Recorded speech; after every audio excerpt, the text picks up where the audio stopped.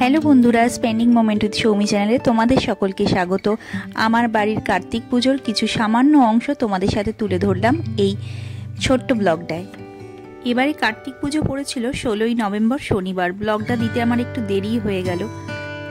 কার্তিক পুজোর আগের দিন থেকেই আমি নিরামিষ খেয়েছিলাম, যেহেতু পরের দিন সকাল সকাল উঠেই ভোগ রান্না করব, সেই জন্য সেই মতন সকালবেলা উঠেই রান্না করা শুরু করে দিয়েছিলাম। পোলাও, আলুর দম, পনির, পায়েস, চাটনি সমস্ত কিছু রান্না করেছি। আর এই দেখো আমার মাম্মাম আর দিদিও বিকালবেলা এসে পড়েছে। মা আর শাশুড়ি মা আগেই এসে পড়েছিলেন। ওরা দুজনেই আমাকে অনেক হেল্প করে দিয়েছে রান্নাতে। এদিকে দেখতেই পাচ্ছিলে শাশুড়ি মা ময়দা মাখছে, মা আলুর দমের আলু, আদা সমস্ত কিছু আনাজ মা আমাকে কেটে দিয়েছে। এদিকে আমি সমস্ত নৈবেদ্য সাজিয়ে ফেলেছি। দেখতেই পাচ্ছ সমস্ত কিছু সুন্দর করে একদম সাজানো আমার কমপ্লিট হয়ে গেছে। এবার শুধু শাড়ি পরতে আমার বাকি আছে। সমস্ত ভোগ আমি সকালবেলা চান করে উঠেই রান্না করে নিয়েছি। শুধুমাত্র লুচিটা করা বাকি ছিল, আর লুচির দায়িত্বে ছিল আমার দিদি, শাশুড়ি মা আর আমার মা। পালা করে করে এক একজন ময়দা মেখেছে, এক একজন লুচি বেলেছে। দিদি পুরো ঠাকুরের ঘিয়ের লুচিগুলো একদম ফুলকো ফুলকো ভাবে ভেজে নিয়েছিল। তারপরে আবার মা আর শাশুড়ি মা দুজনে মিলে আরও বাকি সবার জন্য লুচি ভেজেছে। এইভাবে সবাই মিলে আমাকে অনেক অনেক হেল্প করেছে, তাই আমি সুন্দর সুষ্ঠুভাবে পুজোটা সত্যি দিতে পেরেছি। এদিকে আমার কাতুর জন্য এসেছিল অনেক গিফট। আমার শাশুড়ি মা এনেছিলেন 2 রকমের মিষ্টি, 2 রকমের সুন্দর সুন্দর গাড়ি। দিদি এক ট্রে সাজিয়ে বিভিন্ন ধরনের চিপস, বাদাম, 5 রকমের কোল্ড ড্রিঙ্কস, সেই বাচ্চাদের যেমন অন্নপ্রাশনে তত্ত্ব করে সাজিয়ে দেওয়া হয় ওরকম। এদিকে আমার মাও আমাকে টাকা দিয়েছিল কার্তিক পুজোর জন্য কিছু কিনতে, তো আমি কার্তিক ঠাকুরটাই মায়ের টাকাতে কিনেছি। আর বাকি সব এই সুন্দর করে আয়োজন আমি আর আমার বর দুজনে মিলে করেছি। বিকেল থেকে ব্লগটা তোমাদের সাথে শ্যুট করছি। সকাল থেকে ব্লগ শ্যুট করার সত্যি সময় পাইনি, একা হাতে ভোগের রান্নাগুলো করেছি তো সেই জন্য। এদিকে দিদিও লুচি বানিয়েছে, সেগুলোও ভিডিও করতে পারিনি। সবাই কাজ করছে, কোনো কিছুই আমি একটু ভিডিও করে দেখাতে পারিনি। এগুলো কি বলতো, সবাই নিজে নিজে যে করছে সেটা ভিডিওর মাধ্যমে দেখলে তাদেরও কিন্তু খুব আনন্দ হয়। যেমন আমি দুপুরবেলা মেন গেটটা সাজানোর সময়, দ্বারঘট লাগানোর সময় আমার বড় অনেক হেল্প করেছে, ঠাকুর সাজানোর সময় মা অনেক হেল্প করেছে। কোনো কিছু ভালো করে ভিডিও করতে পারিনি। এগুলো করে রাখলে না আমার নিজেরও একটা মানসিক আনন্দ হয় পরে ভিডিওগুলো দেখতে। এদিকে দেখো আমার 2 ঘরের সামনে, ঠাকুরের ঘরের সামনে, মেন গেটের সামনে আমি শুক্রবার রাতে কিন্তু আলপনা দিয়ে নিয়েছি। আর এটা আমার ঠাকুর ঘর, পরে তোমাদের ভালো করে ঘুরে দেখাবো। এদিকে দেখো ঠাকুরের সামনে তো ভোগ নিবেদন করেই দিয়েছি, আর এখানে এক্সট্রা ভোগ রয়েছে সবাইকে প্রসাদের দেব বলে। এই যে কাতুর পাশে কাতুর সরস্বতী দিদি বসে আছে। সরস্বতী দিদি শাড়ি পরা উচিত ছিল, কিন্তু সরস্বতী দিদি গরমে ট্রাউজার আর গেঞ্জি পরেছে। যাই হোক, ঠিক আছে, মডার্ন সরস্বতী দিদি। সবাই মিলে আনন্দ মজা করে তো সবকিছু রেডি করে ফেলেছি, শুধু এবার ঠাকুর মশাইয়ের আসার অপেক্ষায় আছি। আর জানো তো কার্তিক পুজোর অন্যতম রিচুয়ালস হচ্ছে কার্তিকের মামার বাড়ি বা দাদুর বাড়ির লোককে ইনভাইট করা। আমার বাড়ির কার্তিক পুজোয় এই প্রথমবার কাটুর মামার বাড়ির লোকজন এসছে।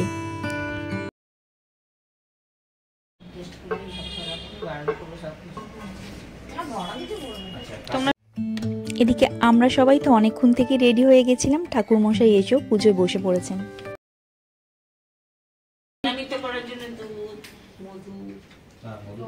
সব দিয়েছি,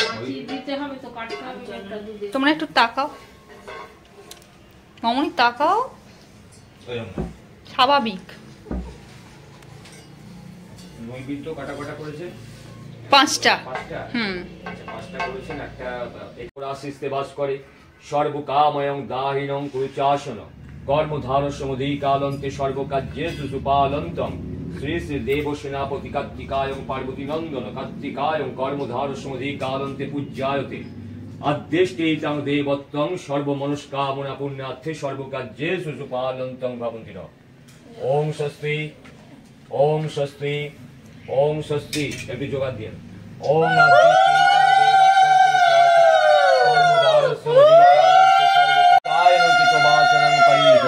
দেবস্য সর্বকাম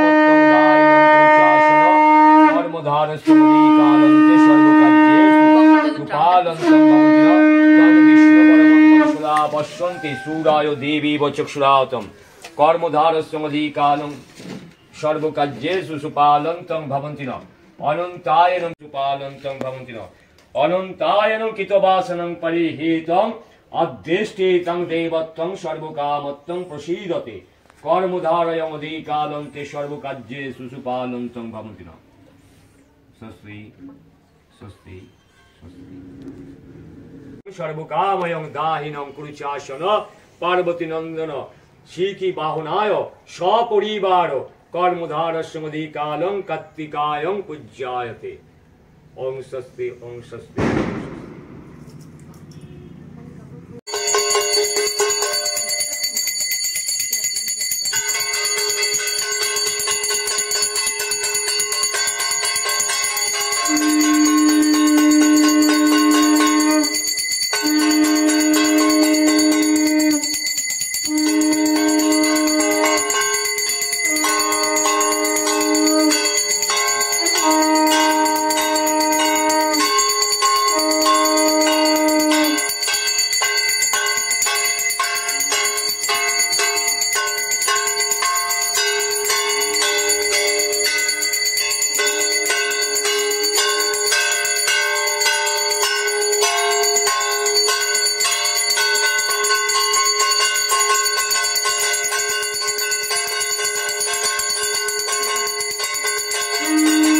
আমার বাড়ির যে কোনো অনুষ্ঠান পুজোতে বাবাকে বড্ড মনে পড়ে, বাবাকে বড্ড মিস করি। বাবা থাকলে কত ভালো হতো।